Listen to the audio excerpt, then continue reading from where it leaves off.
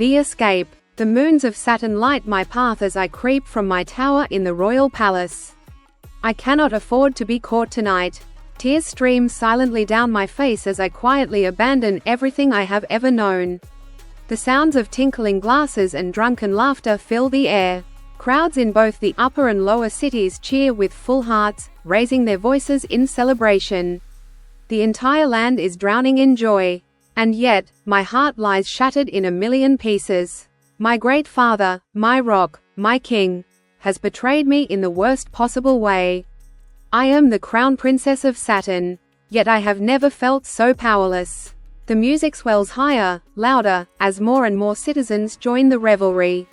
While they toast to my future and my enduring legacy, I shake with rage. How dare he accept this? How dare my mother remain silent? Tonight, I am made an orphan of the living, my siblings all but dead to me. My skin crawls as I replay the Prime Minister's words, blood with blood. Family begets family. Through family bonds, we will all be saved. Insanity. But the final betrayal, the one that breaks me completely, is leaders. My brother, my protector, my most loyal companion in all things. He stood beneath the marriage canopy with that dopey grin, like a child who'd just won a prize at market, not like a man about to marry his own sister. Shivers ripple down my spine as this twisted celebration shakes the very foundations of our great city. How can they all think this is right? Leaders is not just my brother, he's the head of my personal guard. Sworn to protect me above all others. Those vows mean nothing now. I slip past the palace gates and head for the marina. My feet are steady on the rocky path. My purpose is clear. They will not make me a breeding cow. I am the hope of the royal Jon clan and the noble warrior Belial clan. I will not be forced into some grotesque union. Not now, not ever. My only regret is leaving Lila behind. She'll likely destroy the entire tower once she realizes I haven't returned. But it couldn't be helped. Everyone knows I go nowhere without my tiger. I never would have made it past the guards. I slip into my sailor and raise the fins. My foolish father thought he could lock me away and force my elder brother into my chambers. The thought sends waves of fury through me. I was raised a warrior, a leader, a strategist. He should have known no tower can hold me. Wind catches my sailor and I fly across Lake Paris, faster than I ever have before. I should reach the borderlands soon. Then, the sky erupts. Flying sparks from my own wedding celebration burst above me in radiant blues and silvers. Leaders will enter my chambers any moment now. I allow myself a smirk. Let him find the empty bed. Let him wonder where I've gone. Let him see the little surprises I left behind in my room. He deserves them. He fought all 17 of our other brothers for the right to marry me. Despite the war parties we've led, I've never seen him fight so hard. He couldn't even look me in the eye afterward, standing there drenched in our brother's blood, as if he'd done something noble. I finally reach the white sands of the North Shore. I slice a hole in the hull of my sailor and lower the fins. The vessel sinks beneath the waters of Lake Paris. I swim the rest of the way to shore.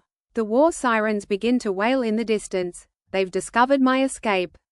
I don't look back. I run, faster than I've ever run, toward the Plutonian outpost at the edge of the borderlands.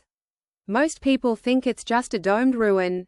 But I know better. Below it lies a network of tunnels and viewing stations once used to monitor the Badlands. I don't stop running until I reach the storage room in my favorite tunnel. And then, I finally collapse. I did it. From this day forward, I am no longer crown princess of the royal lands of Saturn. It has always been my dream to leave Saturn and travel the galaxy. To one day visit the libraries of Pluto. I never would have abandoned my family and duty, but they gave me no choice. Yesterday, I found a communications beacon in this tunnel. I pull it from the shelf and study the illustrated instructions on the side. If I can figure out how it works, and if someone out there is listening, then maybe, just maybe, I have a chance. With shaking hands, I slide the pieces into place. The beacon bursts to life, lights flickering, gears humming. Suddenly, music fills the room. On the small screen appears a girl with bright pink hair, dressed in strange clothes, shoveling food into her mouth between bursts of song. Let's go to the beach. Beach, let's go get away. Hello? I ask, voice trembling. No response. She keeps singing, food crumbs caught in her teeth. Excuse me, I shout. She flinches and turns toward me. What in the ship? Who are you, tiny lady? How did you get in my ship? I'm not in your ship. I'm on Saturn, I say, trying to steady my nerves. I am Prin, Rory, of Saturn. May I board your vessel? She narrows her eyes. No, Prin Rory, you may not board my ship. Goodbye now. She waves and begins pressing buttons. In the background, I spot a symbol, a blue crescent turned like a bowl.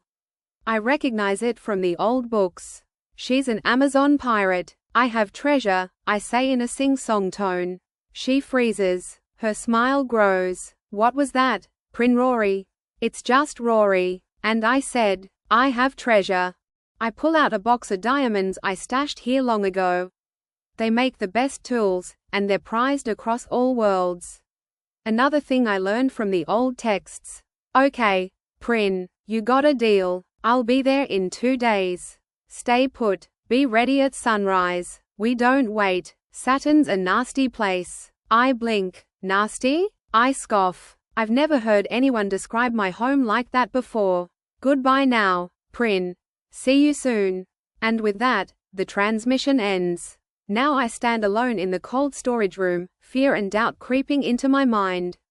What if she just takes the diamonds and leaves me here? I don't even hear the footsteps until they're almost on top of me.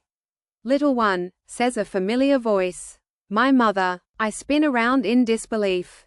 She found me. Somehow, she found me. Heavily pregnant, yet not even winded. Mother. I can't marry leaders, I whisper. She crosses the room and pulls me into her arms. I don't want you to, she says simply. I blink. But, you didn't say anything. You stayed silent. She shakes her head. You really think I approve of your father's decree? That leaders does? I sit down on a stone ledge, stunned. You didn't speak out. I thought you didn't care. If we had fought back, she says calmly, what do you think would have happened? I pause. The realization hits like a sunrise. Father would have killed leaders, and married me to another brother.